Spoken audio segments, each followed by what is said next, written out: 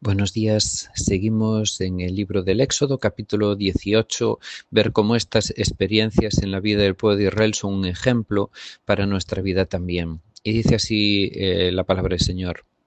Jetro, el suegro de Moisés y sacerdote Madián, se enteró de todo lo que Dios había hecho por Moisés y por su pueblo, los israelitas, y oyó particularmente cómo el Señor los había sacado de Egipto.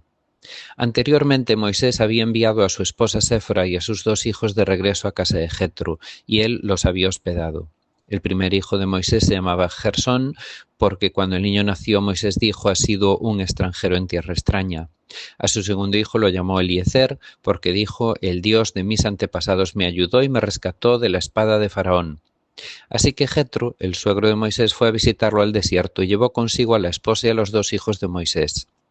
Llegaron cuando Moisés y el pueblo acampaban cerca del monte de Dios. Jetro le había enviado un mensaje a Moisés para avisarle: yo, tu suegro Jetro, vengo a verte junto con tu esposa y tus 2 hijos. Entonces Moisés salió a recibir a su suegro. Se inclinó ante él, le dio un beso. Luego de preguntarse el uno al otro cómo les iba, entraron en la carpa de Moisés. Moisés le contó a su suegro todo lo que el Señor les había hecho al faraón y a los egipcios a favor de Israel. También le habló de todas las privaciones que habían sufrido a lo largo del camino y de cómo el Señor había liberado a su pueblo de las dificultades. Jetro se alegró mucho al oír de todo el bien que el Señor había hecho por Israel al rescatarlo de las manos de los egipcios. Alabado sea el Señor, exclamó Jetro, pues los rescató de los egipcios y del faraón. Así es, rescató a Israel del poder de Egipto. Ahora sé que el Señor es más grande que todos los demás dioses, porque rescató a su pueblo de la opresión de los egipcios arrogantes. Luego Jetro, el suegro de Moisés, presentó una ofrenda quemada y sacrificios ante Dios. Aarón y todos los ancianos de Israel lo acompañaron a comer lo que fue ofrecido en sacrificio en presencia de Dios.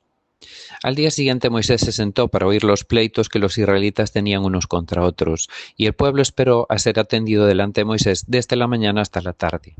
Cuando el suegro de Moisés vio todo lo que él hacía por el pueblo, le preguntó: ¿qué logras en realidad sentado aquí? ¿Por qué te esfuerzas en hacer todo el trabajo tú solo, mientras que el pueblo está de pie a tu alrededor desde la mañana hasta la tarde? Y Moisés le contestó: porque el pueblo acude a mí en busca de resoluciones de parte de Dios.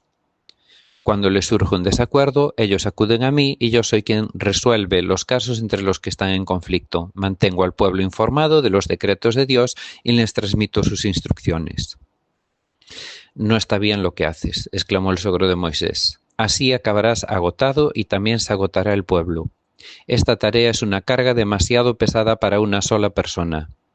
Ahora escúchame y déjame darte un consejo y que Dios esté contigo. Tú debes seguir siendo el representante del pueblo ante Dios, presentándole los conflictos. Enséñales los decretos de Dios, transmíteles sus instrucciones, muéstrales cómo comportarse en la vida. Sin embargo, elige de entre todo el pueblo algunos hombres con capacidad y honestidad, temerosos de Dios y que odien el soborno. Nombra a los jefes de grupos de 1000, de 100, de 50 y de 10 personas. Ellos tendrán que estar siempre disponibles para resolver los conflictos sencillos que surgen entre el pueblo, pero los casos más graves te los traerán a ti. Deja que los jefes juzguen los asuntos de menor importancia. Ellos te ayudarán a llevar la carga, para que la tarea te resulte más fácil. Si sigues este consejo y si Dios así te lo ordena, serás capaz de soportar las presiones y la gente regresará a su casa en paz. Moisés escuchó el consejo de su suegro y siguió sus recomendaciones. Eligió hombres capaces de entre todo Israel y los nombró jefes del pueblo. Los puso a cargo de grupos de 1000, de 100, de 50 y de 10 personas. Estos hombres estaban siempre disponibles para resolver los conflictos sencillos de la gente. Los casos más graves los remitían a Moisés, pero ellos mismos se encargaban de los asuntos de menor importancia. Poco tiempo después, Moisés se despidió de su suegro, quien regresó a su propia tierra. Bueno, qué satisfacción debería ser para Moisés ver cómo su suegro conocía ya del poder de Dios y poder disfrutar junto con su suegro y agradecerlo y adorar a Dios. A lo largo de la historia hay personas que sirven a Dios y pasan desapercibidas. Hay otras personas a través de las cuales Dios hace cosas muy notorias, asombrosas, milagrosas y son reconocidas por otros y recordadas. En ambos casos, la grandeza está en que cada uno haga aquello que Dios le pide. Dios toma nota de cada cosa y sabrá recompensar. Todos los que servimos a Dios seguimos aprendiendo. Por muy grandes hazañas que Dios haya hecho a través nuestra, podemos seguir aprendiendo y mejorando. Es indudable el éxito de Moisés en la liberación y gobierno de Israel, pero la forma en que lo hacía podía mejorar. Dios, a través del suegro de Moisés, le mostró que delegar sería más útil para el buen gobierno de todo el pueblo. A veces, con el mejor deseo de darlo todo, damos más de lo que Dios quiere de nosotros y entorpecemos que otros cumplan su parte y nos agotamos y frustramos.